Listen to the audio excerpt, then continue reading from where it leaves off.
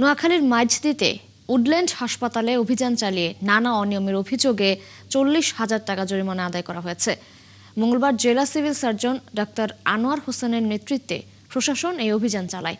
Civil surgeon জানিয়েছেন, স্বাস্থ্যমন্ত্রী ও স্বাস্থ্য মন্ত্রণালয়ের নির্দেশে সম্প্রতি জেলার বিভিন্ন হাসপাতালে অভিযান চালানো হচ্ছে। এরই ধারাবাহিকতায় বেসরকারি হাসপাতালটিতেও অভিযান চলে। এ সময় নানা অনিয়মের অভিযোগে মালিককে 40,000 টাকা জরিমানা করা হয়েছে, পাশাপাশি মৌখিকভাবে সতর্ক করা হয়েছে। তিনি আরও জানিয়েছেন, এই ধরনের অভিযান অব্যাহত থাকবে। ওনাদেরকে কিছু নির্দেশনা দিয়েছে মনিটরিং করার জন্য। নেক্সটে যদি সেই বিষয়গুলি আমরা ইমপ্রুভ না করে, তাহলে হয়তো আমরা পরবর্তীতে আরও কঠোর পদক্ষেপ বা নেক্সট আমাদের বিধি মোতাবেক যে পদক্ষেপ আছে সেই ব্যবস্থা গ্রহণ করব।